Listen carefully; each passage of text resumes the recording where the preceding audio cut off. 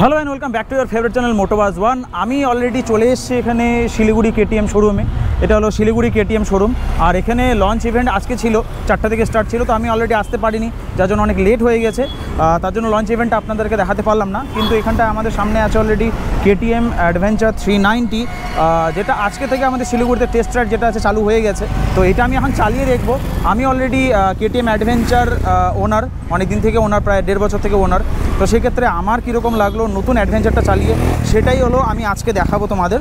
তো এখানটা দেখতে পাচ্ছ যে নতুন কেটিএম, যেটা হলো স্পোক হুইলস, যে এটাতে বিগ ডিজাইনটা খুবই ভালো দিয়েছে, আর প্রজেক্টর হেডল্যাম্পগুলো খুব ভালো হাইফাই করে দিয়েছে। আর এখানে দিয়েছে 21 ইঞ্চি টিউবলেস টায়ার, তার সাথে স্পোক হুইলস দিয়েছে, যেটা একদম খাসিয়াত এই বাইকের। অফ রোডে খুব ভালো এই রিমটা। এটা অনরোড প্রায় শিলিগুড়িতে পড়ে যাচ্ছে প্রায় 4,35,000 টাকা অনরোড শিলিগুড়িতে এই বাইকটা। অ্যালো হুইল আছে, সেই অ্যালো হুইলেরটার দাম কম আছে, দেখতে আইডেন্টিক্যাল সেম, কিন্তু একটু কম আছে বলতে প্রায় 3,60,000-এর মতো এরকম কিছু প্রাইস পড়ছে, যেটা হলো 390X।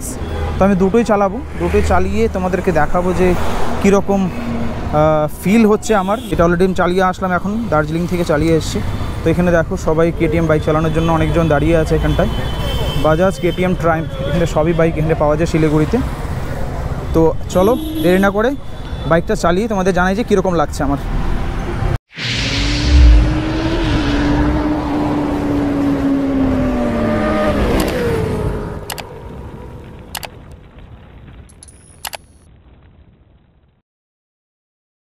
তো অলরেডি আমি এখন আছি কেটিএম অ্যাডভেঞ্চার 390X, যেটা হলো প্রথমেই বলবো সেটা হলো সিট হাইটটা অনেকটা কমিয়ে দিয়েছে। সিট হাইট কমানোর জন্য অনেকটা সুবিধা হচ্ছে, আর খুব ন্যারো করে দিয়েছে জায়গাটাকে।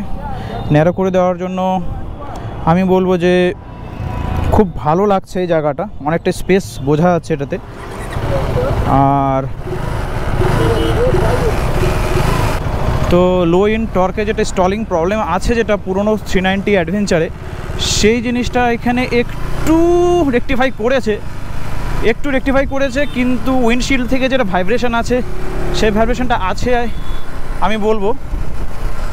উইন্ডশিল্ড থেকে মারাত্মক পরিমাণ মানে নয়েজ আসছে, এতটা নয়েজ গ্রহণযোগ্য না, একটু নয়েজ আসছে আমি বলবো।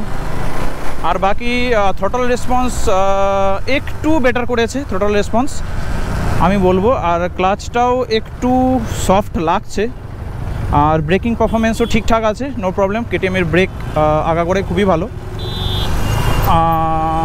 লো ইন্ডে তবুও একটু ল্যাগ করছে, আমি বলবো তবুও একটু ল্যাগ করছে, মানে একটু মাইক্রো সেকেন্ডের মতো ল্যাগ করছে। আর ফ্লিকেবল বলবো আরও ওয়েট ডিস্ট্রিবিউশনটা আরও বেটার হয়ে গেছে। আগে তো ওয়েট ডিস্ট্রিবিউশন ছিলই, কিন্তু এখন আরও বেটার হয়ে গেছে ওয়েট ডিস্ট্রিবিউশন।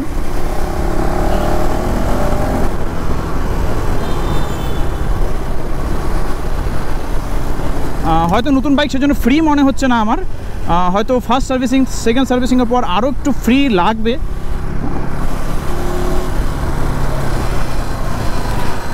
সাসপেনশন অনেকটাই সফট হয়ে গেছে আগের তুলনায়, পিছনেরটা বলো বা সামনেরটা বলো সফট আমাকে লাগছে। অলরেডি আমি আমার বাইকেও সফট করে রেখেছি, কিন্তু এই বাইকেও সফট লাগছে আমি বলবো।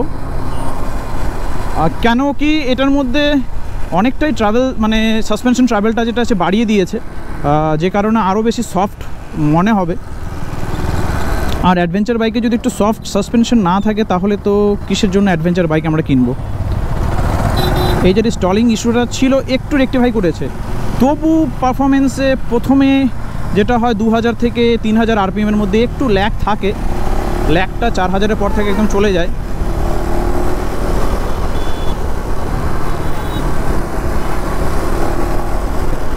কিছু একটা ভাইব্রেশন যেটা আমার খুব বিরক্তকর লাগছে, সেই ভাইব্রেশনটা জানি না কোন জায়গা থেকে আসছে।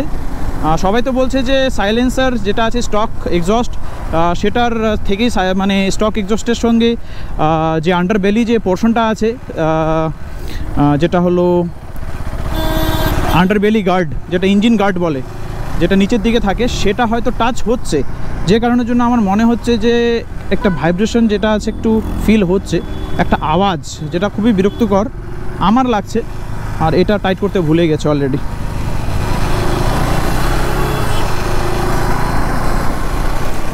আর upright position no problem, upright position খুবই ভালো পজিশন। আর গ্রিপগুলো একটু আমার মনে হচ্ছে আগের গ্রিপগুলো একটু বেটার এই গ্রিপের থেকে। আগের গ্রিপের মধ্যে অনেক কাটা কাটা কাটা কাটা ছিল, বাটন টাইপের ছিল, যে কারণে ওই গ্রিপটা একটু ভালো হতো, কিন্তু এখন অলরেডি গ্রিপটা কমিয়ে দিয়েছে। আমার মনে হচ্ছে গ্রিপটা কম লাগছে একটু, বাটন সিস্টেমটাই বেশি ভালো লাগে। সাসপেনশন খুব সুন্দর খেলছে, দারুণ সাসপেনশন। আর ততক্ষণে আমি কনসোলটা দেখিয়ে দিই আপনাদের। এই দেখো কনসোলের মধ্যে অনেক কিছু আছে, অনেক কিছু, কুইক সিলেক্টর থেকে শুরু করে কানেক্টিভিটি, শিফট, লাইট, ক্লক, মানে একদম ভরে ভরে দিয়েছে। একটা নর্মাল বাইকের মধ্যে, মানে সুপার বাইক টাইপের যেগুলো বাইকের মধ্যে থাকে, সেগুলো সবগুলোই জিনিস আছে এটার মধ্যে। যা যা দরকার সবই পাবেন। কেটিএম ইলেকট্রনিক্সের দিক থেকে কোনো খামতি রাখে না। তো আমি বলবো যে খুবই ভালো কেটিএমের বাইক নেওয়া, কারণ ইলেকট্রনিক্সে আপনাদের একদম মন ভরিয়ে দেবে। আর সেগুলো অবশ্যই কার্যকরী ইলেকট্রনিক্সগুলো। তা আমি অবশ্যই বলবো যে কেটিএমের বাইক মানে কম খরচের মধ্যে কেউ যদি ভালো ইঞ্জিনিয়ার্ড, ওয়েল ইঞ্জিনিয়ার্ড যদি কেউ বাইক কিনতে চায়, তাহলে এই বাইকটাকে প্রেফার করতে পারে। আর এই বাজেটের মধ্যে আমাদের খুব একটা বেশি পরিমাণে অন্য কোনো বাইক নেই, অ্যাডভেঞ্চার বাইক, যেটা খুবই রিলায়েবল। আর এক্সট্রিমলি সরি, আমার গোপ্রো হ্যাং করছিল, যে কারণের জন্য আমি ব্লগটা হট করে এখানে শেষ করে দিয়েছিলাম, মানে বন্ধ হয়ে গেছিলো। তো অলরেডি আমি এখন আবার স্টার্ট করছি। তো দেখতে পাচ্ছ যে আমি অলরেডি এখন স্টার্ট করে নিলাম। স্টার্ট করার পর এখানে আমি একটা জিনিস নোটিস করলাম, যেটা হলো এখানে ট্যাঙ্ক এরিয়া যেটা আছে খুবই ন্যারো করে দিয়েছে, হয়তো সিট হাইটটাকে কমানোর জন্য এই জায়গাটা একটু কম রেখেছে বা একটু কাছে রাখার জন্য, যে ন্যারো করে দেওয়ার জন্য কিন্তু ট্যাঙ্ক ব্যাগ রাখাটা একটু চাপের হয়ে গেছে। পুরোনো বাইকের মধ্যে ট্যাঙ্ক ব্যাগ রাখাটা খুব ইজি ছিল, খুব সহজে রাখা যেত আর এক্সেস করা যেত, কিন্তু এই জায়গায় ট্যাঙ্ক ব্যাগ রাখা গেলেও খুব ছোটো টাইপের ট্যাঙ্ক ব্যাগ রাখতে পারবেন। ডিজাইনটা খুবই মডার্ন ডিজাইন করে দিয়েছে, মডার্ন ডিজাইনের জন্য খুব হাইফাই লাগছে বাইকটাকে, খুব অ্যাট্রাকটিভ লুক লাগছে, কিন্তু বাল্কি নেই। বাল্কি পুরোনো মডেলটাতে বাল্কি বেশি লাগে, এটা বাল্কি একটু কম লাগছে, নতুন বাইকটাকে বাল্কি একটু কম লাগছে।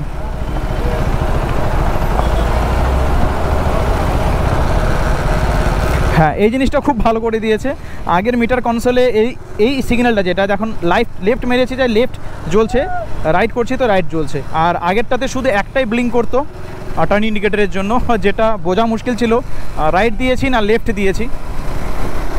এখন বুঝতে খুব সুবিধা হবে। কিন্তু ভাইব্রেশন আছে, উইন্ডশিল্ড থেকেই ভাইব্রেশনটা আসছে আমার যতটুকু মনে হচ্ছে। এখানে হয়তো কিছু নাটস অ্যান্ড বোল্টসকে যদি ভালো মতো স্ক্রুট করা যায়, তাহলে হয়তো এই ভাইব্রেশনটা কমে যাবে, বা কিছু ড্যাম্পেনার দিয়ে দেওয়া তো উচিত, কিন্তু কীভাবে বানিয়েছে জানি না আমি। ভাইব্রেশনের আওয়াজটা আসছে, আর যেটা খুবই বিরক্তিকর লাগছে।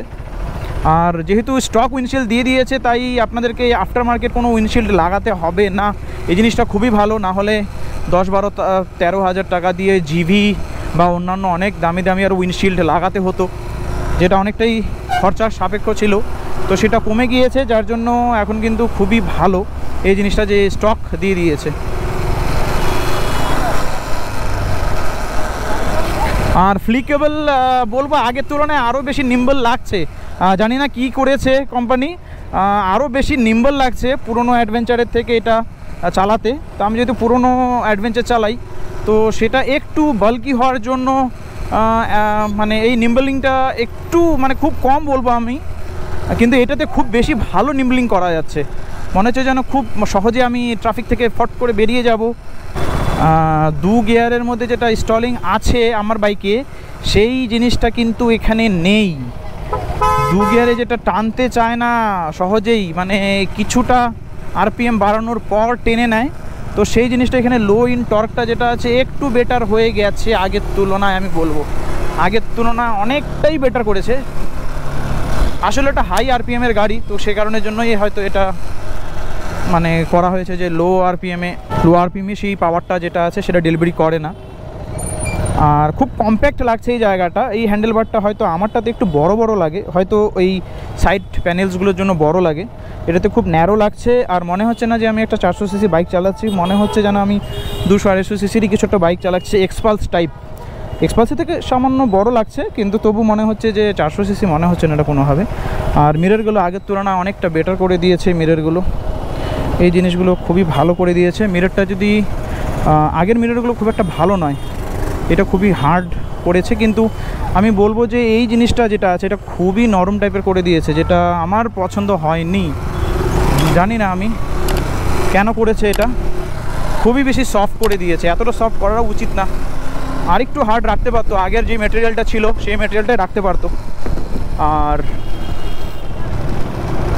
ব্রেকিং পারফরমেন্স ভালো, টায়ার গ্রিপ ভালোই ধরছে, যেহেতু আমারও ট্র্যাম্পলার লাগানোই আছে, অ্যাপোলো ট্র্যাম্পলার এক্সআর আমি আমার বাইকে লাগিয়ে দিয়েছি, যে কারণে সেম আমি গ্রিপ পাচ্ছি। এটা তো মধ্যে ট্র্যাম্পলার লাগানোই আছে, স্টক থেকে ট্র্যাম্পলার আসছে। হ্যাঁ, ফ্লিকেবল লাগছে, খুবই বেশি ফ্লিকেবল লাগছে, এটা কথা ঠিক। এই যে খুবই মজা লাগছে এটা, দারুণ দারুণ দারুণ। আমারটাতে একটু বাল্কি হওয়ার কারণের জন্য ফ্লিকেবিলিটিটা কম লাগে, কিন্তু এইটা দারুণ মনে হচ্ছে। এটা মনে হচ্ছে না যে আমি অ্যাডভেঞ্চার চালাচ্ছি, মনে হচ্ছে যেন নর্মাল যে ডিউক আছে 390 সেরকম টাইপেরই ফিল হচ্ছে অনেকটা। উইন্ডশিল্ডটা বড় থাকার জন্য কিন্তু দেখতে একটু টল বয় লাগছে এটাকে। ডুকাটি এক্স ডিজার্ট নামে যেটা বাইক আসে সেরকম অনেকটাই লাগছে আমার। একটু মডিফিকেশন করলে হয়তো সেরকমই লাগবে। আর ফাঙ্কি কালার হওয়ার জন্য কিন্তু আমি বলবো দারুণ মানে অ্যাট্রাকটিভ লাগে এই বাইকটাকে দেখতে, সবাই মানে ঘুরে ঘুরে তাকায় এটা কি বাইক, খুব আই ক্যাচি কালার কেটিএম বানায়। তো আমি বলবো যে হ্যাঁ, এই বাইকটা কম বাজেটের মধ্যে অবশ্যই অবশ্যই এর সঙ্গে মনে হয় না আর কোনো বাইক যেটা আছে সেটা বিট করতে পারবে এই পারফরমেন্স বলো বা লুকিং বলো বা হেডলাইট পারফরমেন্স। হ্যাঁ, একটা জিনিস আমি অবশ্যই বলবো, হেডলাইট আমার কাছে স্টক যেটা আছে বাইক সেটার মধ্যে হেডলাইট খুব একটা ভালো নয়, যার জন্য আমাকে অক্সিলারি লাইট লাগাতে হয়েছে। তো এটাতে আমি শুনেছি নাকি ব্লু বাইকার যে আছে উনি বলেছিলেন যে হেডলাইট নাকি খুবই ভালো। তো এখন অতটা অন্ধকার হয়নি, যে কারণে আমি তোমাদের দেখাতে পারছি না অতটা বেশি। তবু আমার মনে হচ্ছে যে স্টক মানে যেটা আগের অ্যাডভেঞ্চার আছে সে তুলনায় একটু বেশি পারফরমেন্সটা পাওয়া যাবে,